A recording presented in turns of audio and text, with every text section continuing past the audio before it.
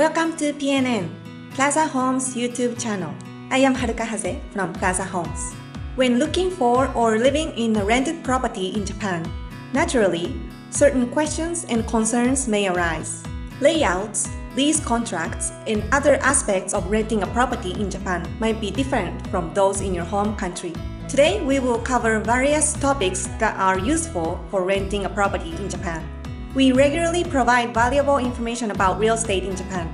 Please subscribe to our channel and don't forget to hit the little bell button to get notifications of our upcoming videos.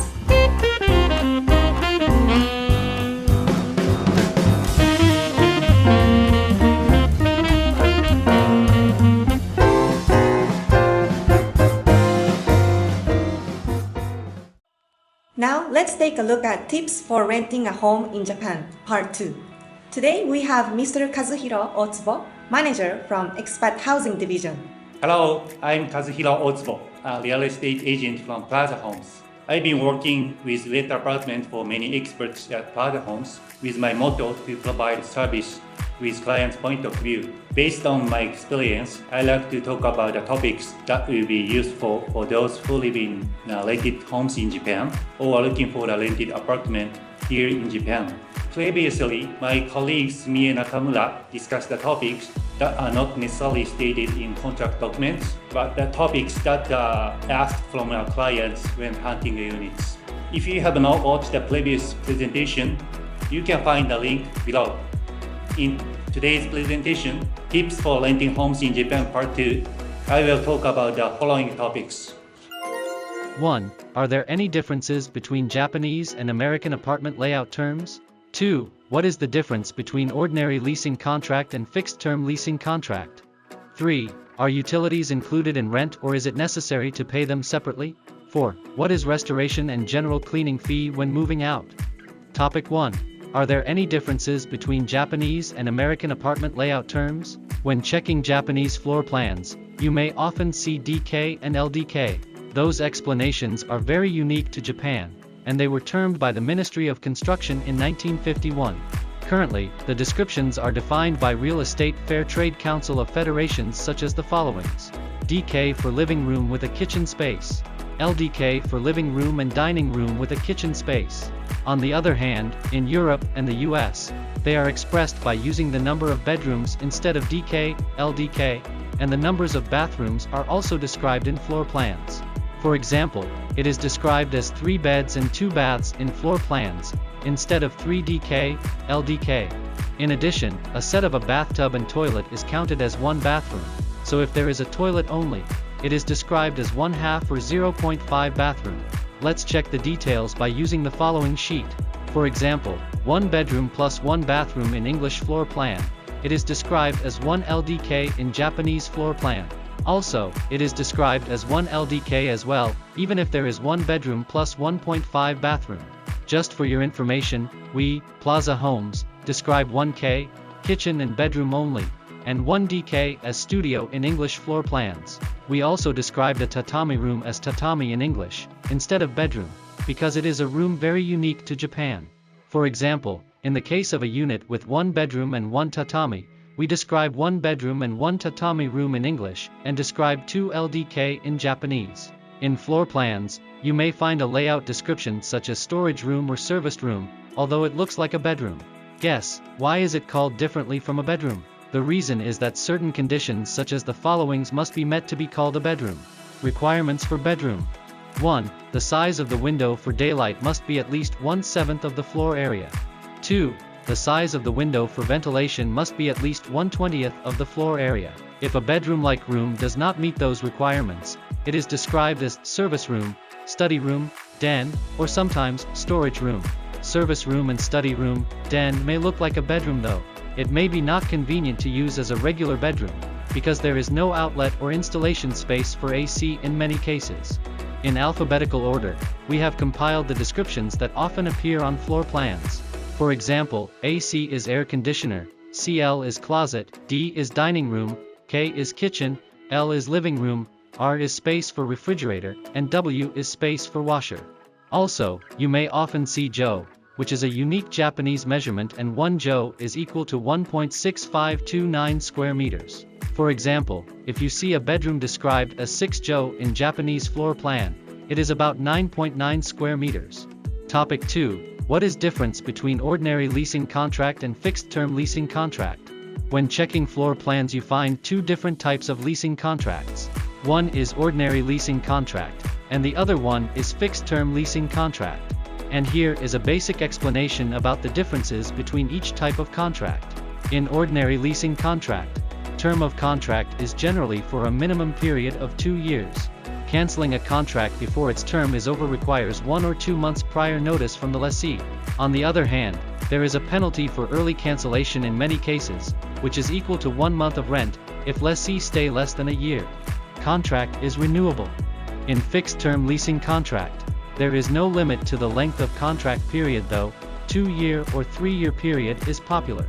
In the case of building with a gross floor of less than 200 square meters, lessee is allowed to cancel the contract with some unavoidable reasons, such as job transfer, medical treatment, or having to take care for relatives.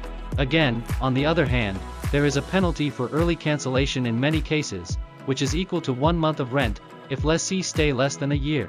Fixed-term contract does not include renewal. It is terminated as the specified expiration date.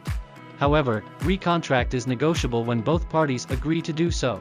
Topic 3. Are utilities included in rent, or is it necessary to pay them separately? It is common practice to set up all public utilities such as gas, water, and electricity for start living in Japanese rental unit. I would like to explain some basic topics such as payment method, and a rough average cost per month by number of households, to know average bills for those in Japanese life. For payments, gas and electricity meters are checked once a month, and a notice of consumption showing how much has been used will be left in your mailbox. If your electricity supplier is TEPCO, Tokyo Electric Power Company Holdings, please check your consumption on their website, as they stopped sending the notice by post. The notice indicates the amount to be billed, and it serves as a receipt if bill is paid through automatic bank withdrawal. Then, monthly bill will be sent to you shortly after the inspection, unless you have arranged for the automatic payment for the bills. On the other hand, water meter is checked not every month, but once every 2 months. Again, consumption notice will be left in your mailbox, and a bill is sent every 2 months accordingly. Utility bills can be arranged for automatic payment from your Japanese bank accounts. You can also pay with your credit card, or in cash at most of convenience stores such as 7-Eleven, Family Mart and Lawson. Please kindly note that those utility rates vary monthly, according to current fuel costs and exchange rate fluctuations.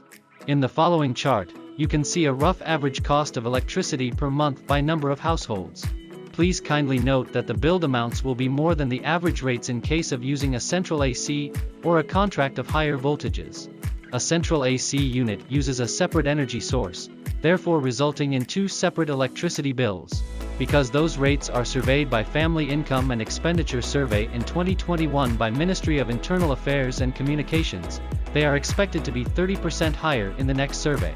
On the left chart, you can see a rough average cost of gas per month by number of households, from 1 person to 6 persons, as well as average rate.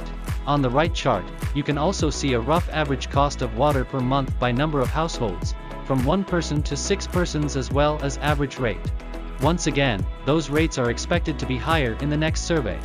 For today's last topic, I would like to explain some basic information about restoration and general cleaning fee when moving out. Lease contracts used when renting housing have a clause defining the restoration requirements for a property when moving out. Many contracts state that the lessee shall restore the leased property to original conditions before moving out. Sometimes there may be a disagreement between lessor and lessee regarding how much of the restoration expenses lessee will have to pay. To avoid such kinds of disputes, Ministry of Land, Infrastructure, Transport and Tourism provides guidelines detailing how restoration expenses will be allocated between lessor and lessee. The guidelines set forth define restoration as the state of a property being restored to its original condition from when the property was used. Damages requiring repair are due to wear and tear, caused willingly or negligently by the lessee, either due to the lessee's breach of the duty of care, or by any other use made by the lessee beyond the normal use. The guideline also states that any damages by the lessee requiring restoration shall be paid by the lessee. For example, wall or ceiling surface on which cigarette tar has been adhered, carpet or floor stains such as those caused by a spilled drink, scratches caused during the move-in or move-out process, nail or screw holes that require the replacing of drywall, scratches on the pillars caused by having pets.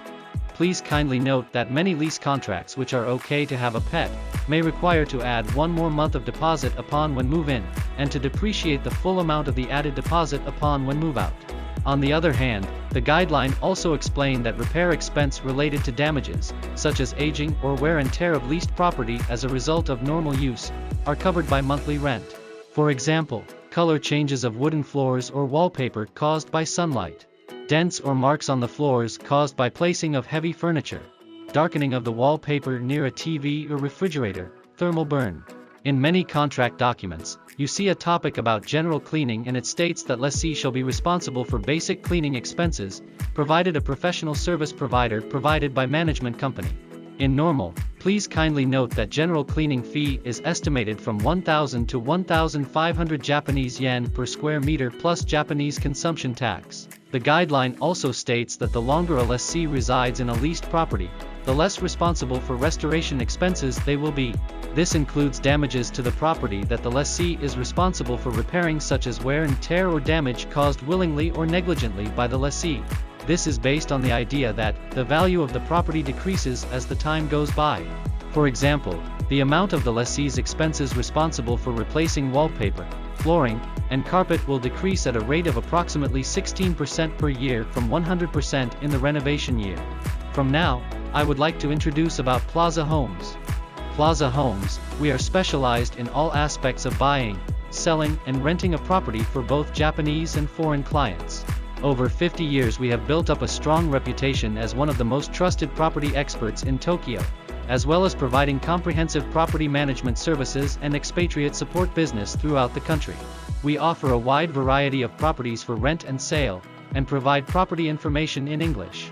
If you are interested in renting, leasing, buying, or selling real estate in Japan or in Tokyo, please check our website. We also run a website called Japan Living Guide, which provides the latest information on a variety of topics, from daily life to administrative procedures, medical care, the Japanese language, childcare, and leisure, in order to make it easier for foreign residents to live comfortably in Japan. That is all for tips for renting homes in Japan Part 2. If you have any questions, please feel free to contact us. We offer a wide variety of properties for rent and sale, and provide property information in English. If you are interested in renting, leasing, buying, or selling real estate in Japan or in Tokyo, please check our website. We also run a website called Japan Living Guide, which provides living information. Thank you so much for watching. If you found today's video useful, please don't forget to hit the thumbs up button and subscribe to our channel. Please hit the little bell button as well to get notifications of our upcoming videos. If you have any questions or thoughts, we would love to hear them in the comments too. See you next time!